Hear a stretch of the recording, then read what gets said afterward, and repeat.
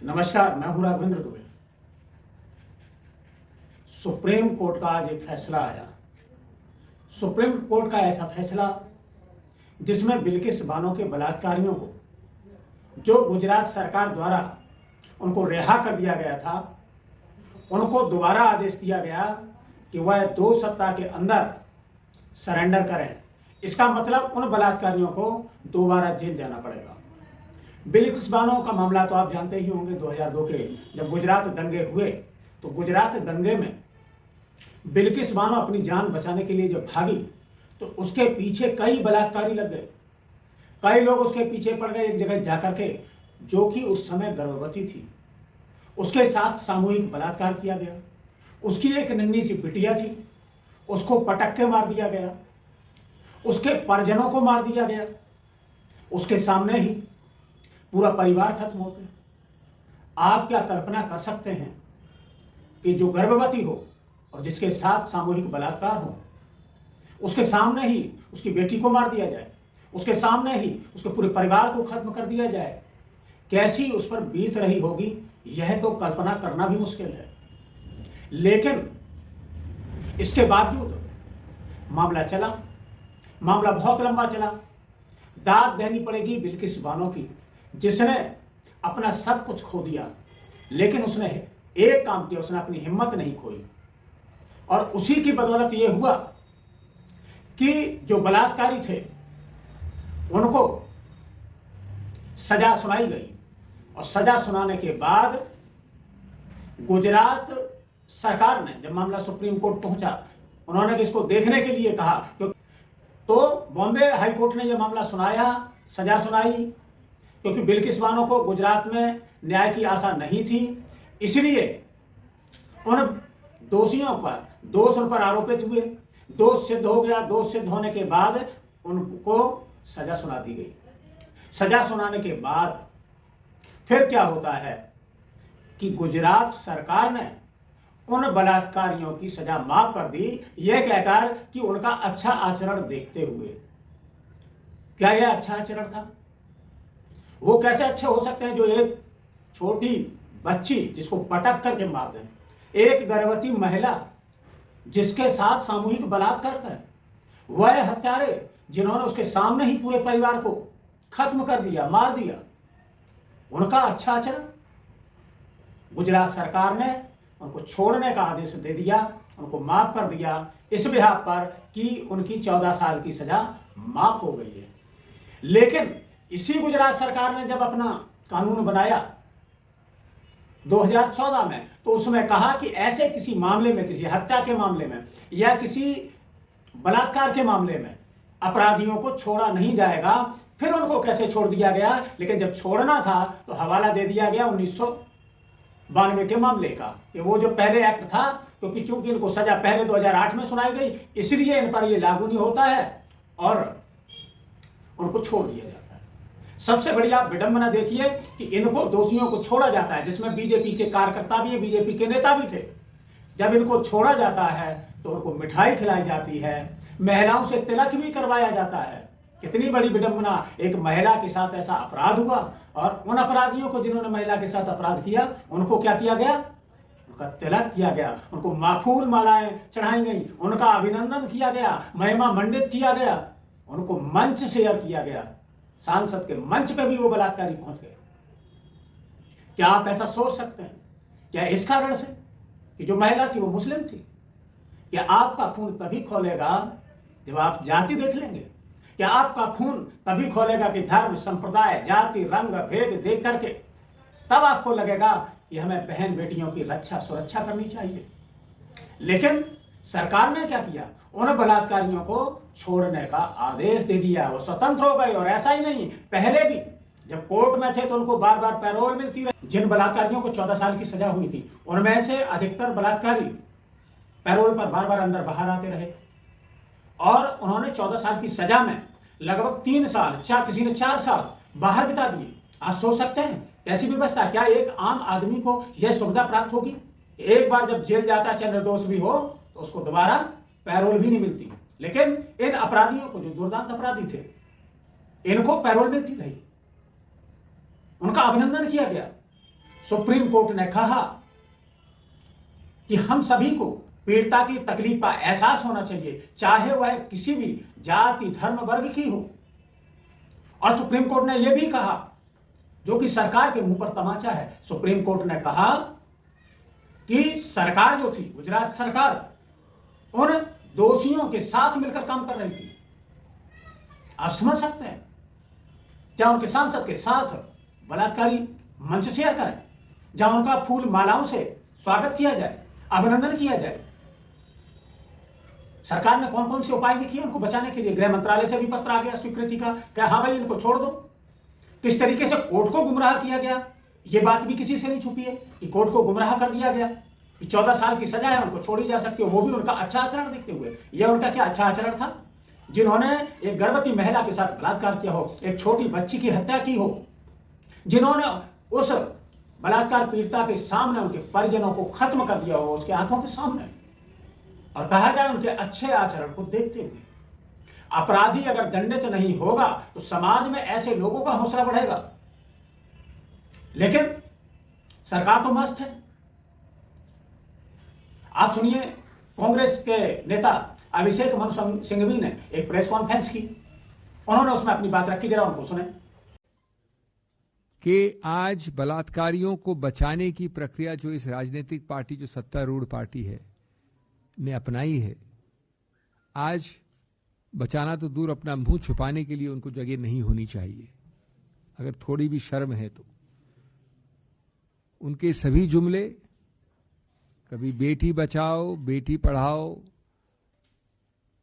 अनेक जुमले हैं, जुमलों की सरकार है, स्पेशलिस्ट है जुमलों में, सब जुमले एक बार में एक्सपोज हो गए हैं। असली चेहरा सामने आ गया है। और अगर आप मुंह छुपाने चाहते हैं तो उसके लिए चादर खोजते रहिए, मुंह छुपाना इतना आसान नहीं होगा। उन दोषियों को जिनको आपने सीधा बचाने की प्रक्रिया की, प्रयत्न किया, क्योंकि वो एक कारावास की जिंदगी से छुटकारा पा ले, जबकि कारावास की जिंदगी के अंदर भी उनको हर प्रकार की सहूलियत दी गई थी, उसी केंद्र सरकार द्वारा, उसी प्रदेश सरकार द्वारा। इतने आसानी से न पाप निपटता है, न पाप छुपता है। As George Orwell had said, in a time of universal deceit, even telling the truth, the simple truth, is a revolutionary act. This judgment, the content, the contours, it is a revolutionary judgment because simply speaks the truth. It shows the mirror to power, to arrogant power, to punch drunk power. मैं दोस्तों एक बात कहना चाहूंगा शुरुआत में, क्योंकि हमारी संस्थापिक स्मृति हमेशा कमजोर रहती है।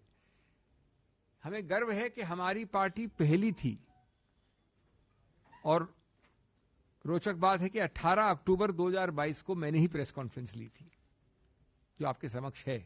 आप लोग सब थे मित्र कई उसमें से उस दिन।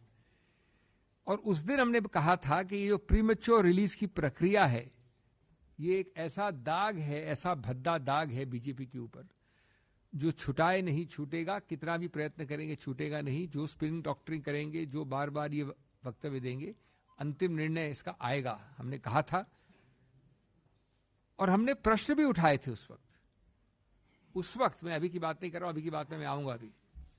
लेकिन हमने उस वक्त कहा था कि आप जानबूझ के बरगला रहे हैं, बहका रहे हैं। मैं बात कर रहा हूं अक्टूबर 2022 की, जानबूझकर इसी पोडियम से। ये पार्टी पहली पार्टी थी कि आप बरगला रहे हैं, बहका रहे हैं, लेकिन आप मिनिस्ट्री ऑफ होम अफेयर्स ने शामिल होकर इसकी एक अनुमति दी थी। तब हमारे पास पूरे तथ्य नहीं थे, तब भी हमारे वक्तव्य को पढ़िए, हमने कहा था ये। आज इसका पुष्टिकरण हुआ है पूरी तरह से। और आप लोगों को बरगला रहे हैं, झुटला रहे हैं, कह के कि हमको पता नहीं, शायद दिया हो, शायद नहीं दिया हो, कहां है मालूम करेंगे। ये तो प्रदेश सरकार का निर्णय। ये अलग बात है कि प्रदेश सरकार भी उसी सत्तारूढ़ पार्टी की सरकार है, वो बात अलग है। लेकिन आप इस प्रकार से मुंह चुरा रहे थे। और उसके बाद क्या हम भूल गए हैं इतनी जल्दी? क्योंकि हमारी संस्थापिक स्मृति कई बार कमजोर होती है, जैसा मैंने कहा। क्या क्या शब्द इस्तेमाल हुए थे, आप ही लोगों के समक्ष थे, वो आपकी मीडिया ने प्रादुर्भाव किए उसका। संस्कारी परिवार, ब्राह्मण परिवार, ये बड़े कटु शब्द हैं, माफ करिएगा, लेकिन ये शब्द मेरे नहीं हैं, ये आपने पारदर्श किए थे। ऐसे भयानक मौके पर, और ये वो समय है जब ये हुआ प्रीमेच्योर रिलीज, और आज का निर्णय, उस समय की बात कर रहा हूं मैं। फिर क्या आप भूल गए आपके अखबारों की सुर्खियों में जो फोटो छपी थी? मैं गुलदस्ते दे रहा हूं आपको, मैं आपका स्वागत कर रहा हूं, मैं एक फंक्शन कर रहा हूं, मैं बधाई दे रहा हूं।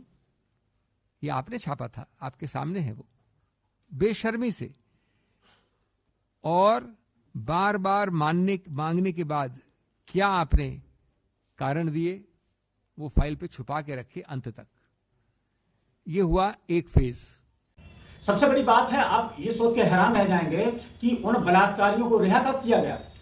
15 अगस्त जैसा पवित्र दिन, 15 अगस्त 2022 को, जिस समय लाल किला की प्राचीर से प्रधानमंत्री मोदी जी देश के नाम संबोधन कर रहे थे, और उसी समय इन बलात्कारियों को छोड़ा जा रहा था, जहां वो लाल किला की प्राचीर से महिला सुरक्षा की बात कर रहे थे, महिला सशक्तिकरण की बात कर रहे थे, वह बात कर रहे थे महिला अपराध की, इनके साथ अपराध नहीं होना चाहिए। उसी समय यह अपराध किया जा रहा था, ये अपराधियों को छोड़ा जा रहा था, उनको महिमा मंडित किया जा रहा था। अब बहुत सारे मानसिक विकृत लोग जो उनको हिंदू हृदय सम्राट बता रहे थे, शर्म आनी चाहिए। हिंदू धर्म तो बहुत विराट है, एक से एक मनस्वी, तपस्वी, बड़े हृदय वाले लोग हैं। वह संकुचित विचारधारा के लोग जो ऐसे लोगों की पैरवी करें, ऐसे लोगों का पक्ष करें, ऐसे लोगों को शर्म आनी चाहिए। सुप्रीम कोर्ट ने कहा कि गुजरात सरकार को उनको रिहा करने का तो अधिकार ही नहीं था, क्योंकि बिल्किस बानो के साथ जब ये बलात्कार हुआ तो उसका राज्य सरकार पर भरोसा उठ गया। उसने जो केस उसका है वो महाराष्ट्र ट्रांसफर कर दिया गया। बॉम्बे हाई कोर्ट ने उसकी सुनवाई की, और सुनवाई में ये जो 11 लोग थे वो दोषी पाए गए, और दोषी पाए जाने के बाद उनको जेल भेजा गया। लेकिन उसके बाद सरकार ने रास्ता निकाल दिया, गुजरात सरकार ने, सुप्रीम कोर्ट ने कहा उसको अधिकार ही नहीं था उनको रिहा करने का। सत्ता का दुरुपयोग हुआ, महिला सम्मान की आप बात करते हैं, इसीलिए अपराधियों के हौसले बढ़ते हैं। आप समझ सकते हैं कि ओलंपिक पदक जीतने वाली कुश्ती में एकमात्र महिला पहलवान साक्षी मलिक, जिसको एक प्रेस कॉन्फ्रेंस में अपने जूते उतार करके टेबल पर रखने पड़े और संन्यास की घोषणा करनी पड़ी, और वहां से जब वो निकली रोती हुई और दौड़ करके अपनी गाड़ी में बैठ करके वहां से चली जाती है। बजरंग पुनिया अपना पद्म विभूषण प्रधानमंत्री आवास के बाहर छोड़ देते हैं। कोई अर्जुन अवार्ड लौटा रहा है। देश की बेटियों के मान सम्मान की बात करेंगे, लेकिन जब वो अपनी व्यथा कहेंगे तो आप सुनेंगे नहीं। ऐसा कैसे है? क्या ब्रजभूषण शरण सिंह इतना बड़ा हो गया था कि आपने बेटियों की बात नहीं सुनी, जिन्होंने भारत का गौरव पूरे विश्व में बढ़ाने का काम किया?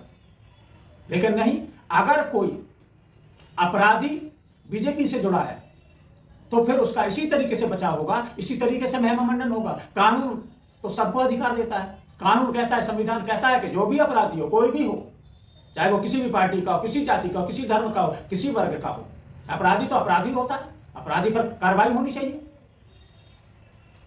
उसका यह देखा जाएगा कि वो किस पार्टी से जुड़ा है, क्या उसकी जाति है। यह नहीं होना चाहिए था। और प्रधानमंत्री जी अगर इस पर थोड़ा कड़ा एक्शन लेते तो मुझे लगता है कि ये चीजें नहीं होती। लेकिन वो भी इस चीज पर मौन रहे, हर चीज पर उन्होंने भाषण दिया, लेकिन इस पर मौन रहे। जहां पर संविधान सम्मत कार्रवाई ऐसे अपराधियों पर कड़ी से कड़ी होनी चाहिए, जिससे कि कोई भी इस तरीके के कृत्य करने की हिमाकत न कर सके। आप ओवैसी को सुन सकते हैं इस मामले पर उन्होंने क्या कहा। मैं शुरू से ये कह रहा था कि बिल्किस बानो के रेप में, उनकी बेटी की, उनकी मां की और दूसरे महिलाओं के रेप और हत्या में उस वक्त की बीजेपी की सरकार, जब मुख्यमंत्री नरेंद्र मोदी थे, वो उन्होंने उन खातियों का साथ दिया था, उन रेपिस्ट का साथ दिया था। बिल्किस बानो का रेप हुआ, उनकी मासूम बच्ची का कत्ल हुआ, और बिल्किस बानो ने ये लड़ाई खुद से लड़ी इंसाफ के लिए, अपने इंसाफ के लिए।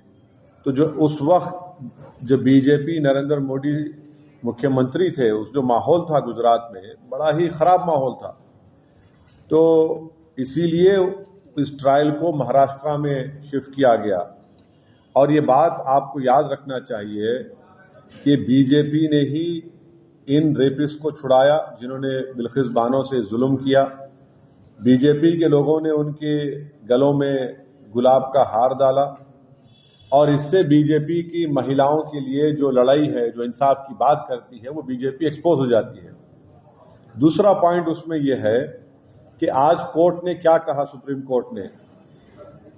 कोर्ट ने कहा the state of Gujarat acted in. Supreme court पर सबको भरोसा था और सुप्रीम कोर्ट की तरफ सभी लोग एक आशा भरी निगाह से देख रहे थे कि सुप्रीम कोर्ट जरूर न्याय करेगा। और वही हुआ कि एक महिला जो सिर्फ अकेली बची हो, जिसने हिम्मत ना हारी हो, उसने लगातार प्रयास किया और लोगों ने भी याचिकाएं डाली और उन्होंने साथ दिया। कई सामाजिक संगठन थे जो इसमें लगे और उसका नतीजा यह हुआ कि उन दोषियों को दोबारा जेल जाना पड़ेगा। सुप्रीम कोर्ट का आदेश आ गया कि 2 सप्ताह के अंदर उनको जेल में जाना पड़ेगा। अब ये देखते हैं कि महाराष्ट्र में मामला आ गया। क्या महाराष्ट्र की सरकार जो बीजेपी की है वह भी इन अपराधियों को बचाने का काम करेगी या फिर जो न्याय हुआ है उस न्याय को आगे बढ़ाने का काम करेगी कि दोषियों को सजा जरूर मिलनी चाहिए। अपराधी कोई भी हो, ऐसा कृत्य हमें शर्मसार करता है, हमारी विश्व में बदनामी करता है। ऐसा कृत्य नहीं होना चाहिए। महिलाओं की सुरक्षा सर्वोपरि होना चाहिए। महिलाओं पर बहुत अपराध हो रहे हैं, उनके लिए कड़े से कड़े कानून जरूर बने, लेकिन उन पर अमल नहीं हुआ। कई लोग राजनीतिक सत्ता का लाभ उठा ले गए, कई अपनी पहुंच का और पैसा का लाभ उठा ले गए, लेकिन ऐसा नहीं होना चाहिए था। फिर मिलेंगे किसी नए मुद्दे के साथ। इससे पहले कि इस वीडियो को समाप्त करें, आप हमारे चैनल को सब्सक्राइब करें, लाइक करें, अपने मित्रों के साथ शेयर करें, बेल आइकन जरूर दबाएं, जिससे कि जो भी वीडियो आए उसका नोटिफिकेशन आपको मिलता रहे। बहुत बहुत धन्यवाद। जय हिंद, जय भारत।